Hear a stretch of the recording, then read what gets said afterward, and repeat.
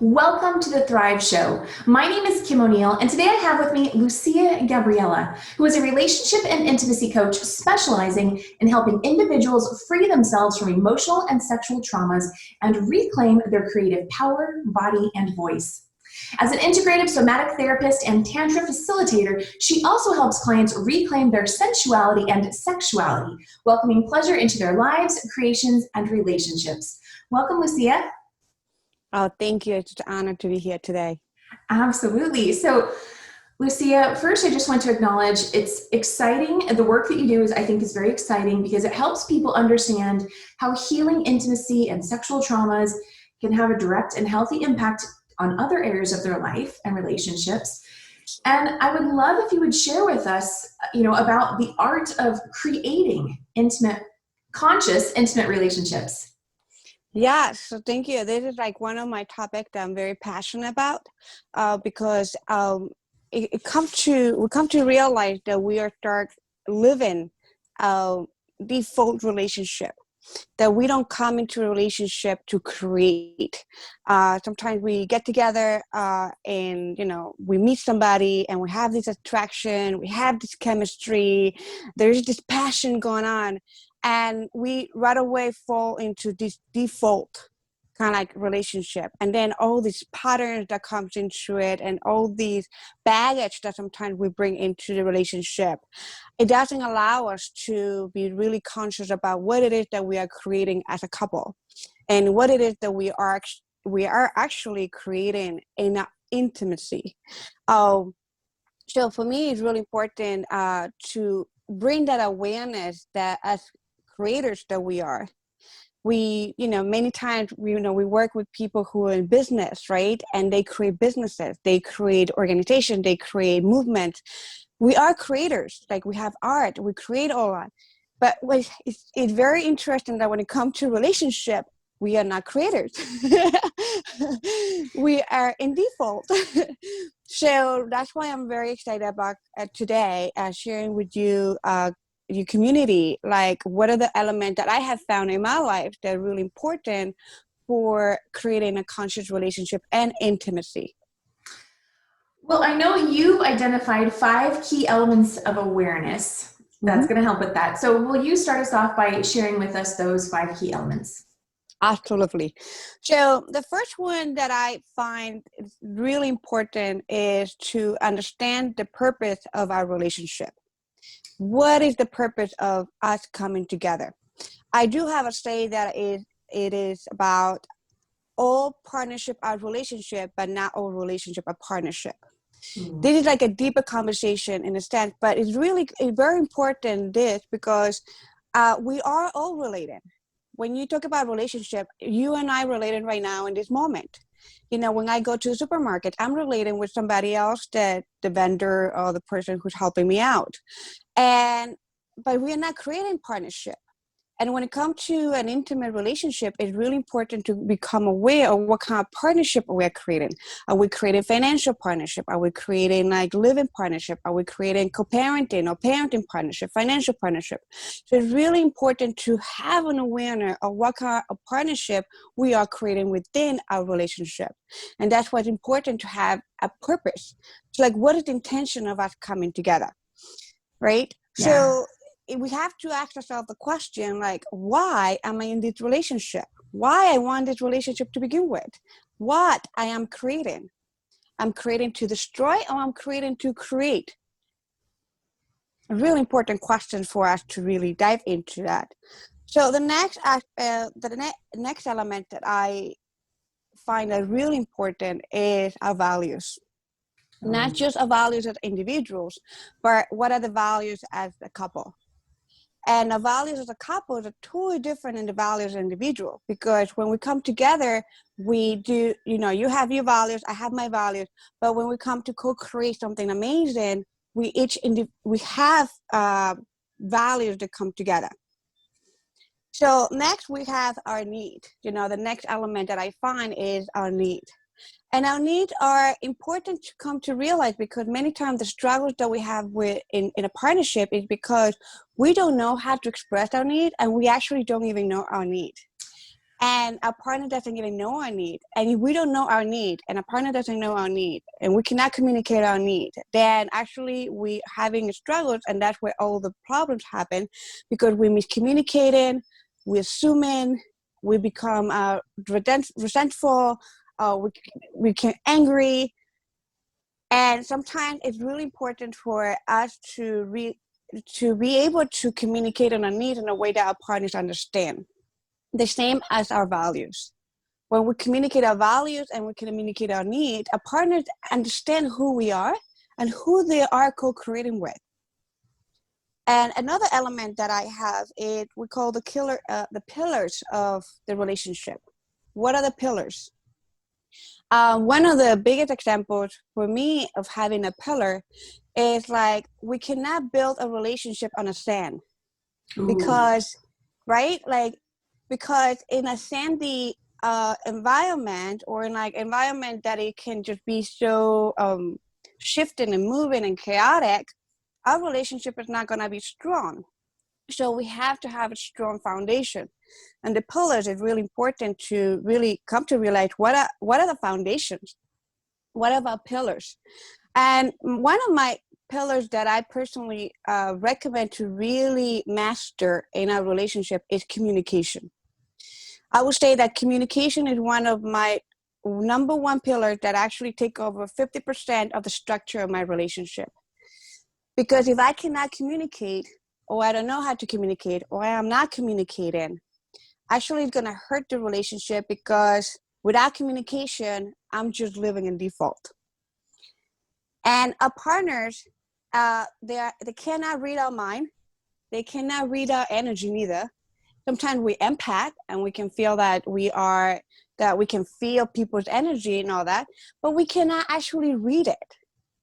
You know, there's sometimes people itself, our partners, they don't even know how to express their energies or their emotions or their feelings. They have no idea how to say, you know, I'm feeling a little uncomfortable today. I don't feel like this is for me right now. Sometimes they just get quiet.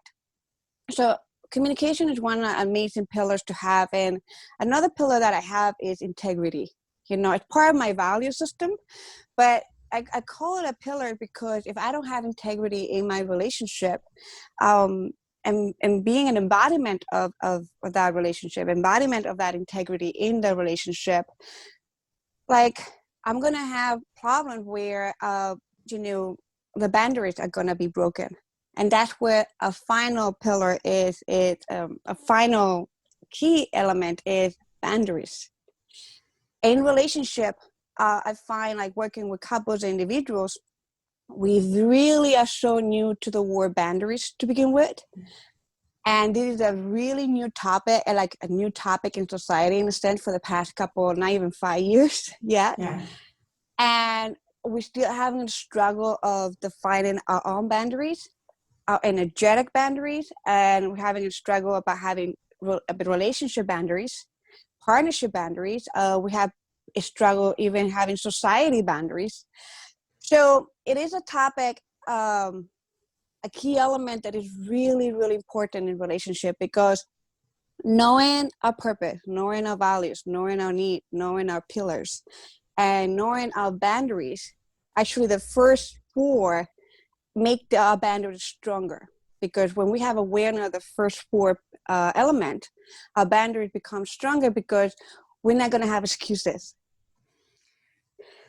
And which is really important, because, hey, I have my pillars, I communicate, I have my need, my values, a purpose. I really don't have excuses to go against our relationship boundaries and our boundaries. So dealing in relationship, especially when it comes to in like the partnership and intimacy, you know, me working also in the polyamory wall, is a really interesting conversation, because boundaries is so important. Communication and boundaries is so important to be able to relate with and have partnership with other people. So this is where I find that in monogamous relationship, when we don't have these key elements well acknowledged, we can experience some kind of like situation that they are not in integrity with the relationship, and like cheating or like doing something that is outside of the relationship itself, because again, we are in a default relationship, not a creative one. I love those. And I'm going to ask you again in a minute here to recap what the questions were that you shared when you were acknowledging the 5 key elements of awareness. But first, will you just go a little bit deeper and share with us about some tips for cultivating healthy boundaries? Well, I feel like the most important one is to really understand our values and our needs. Because we don't know who we are, we can't actually know our boundaries. The way that I describe boundaries is the integrity, is the maintaining and sustaining the integrity of our energetic field. So anything that compromises that well-being of my energetic field, it had been caused by this, a boundary had been not in place, or a boundary had not been spoken, or a boundary does not exist.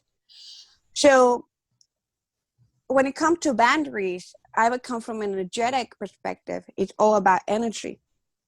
So if my energetic field feels in disalignment, and I start feeling weird, and I start feeling like, this like angry, or these emotions are coming up, it's because something happened at a deeper level that I don't know.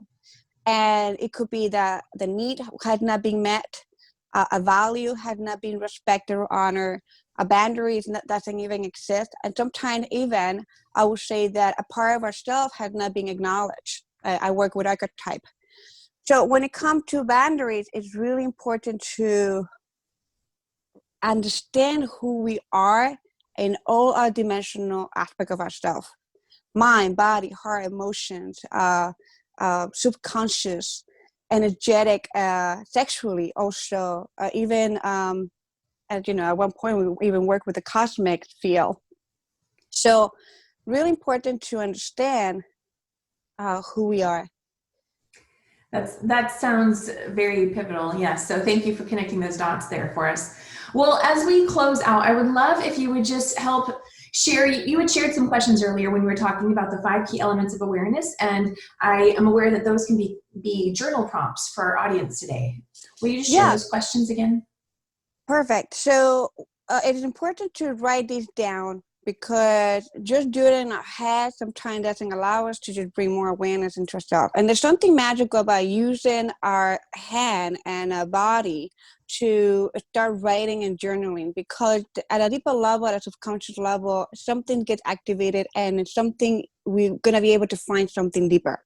So the questions are, related to purpose. Why? Why am I in this relationship? Why am I creating this relationship? What do I want to create? Like what I'm destroying, or I am creating in this relationship. And then the other one is about values. Like, what are my values? And when it comes to your values, it's about I have a list of 608 values that I compile, and we get it to 100, and then you get into like, what are my top 10 values that I have? So my top 10 values, and then what are my top 3 values in every area of my life? That's the question with value. Like, what are my top 10 values in my life?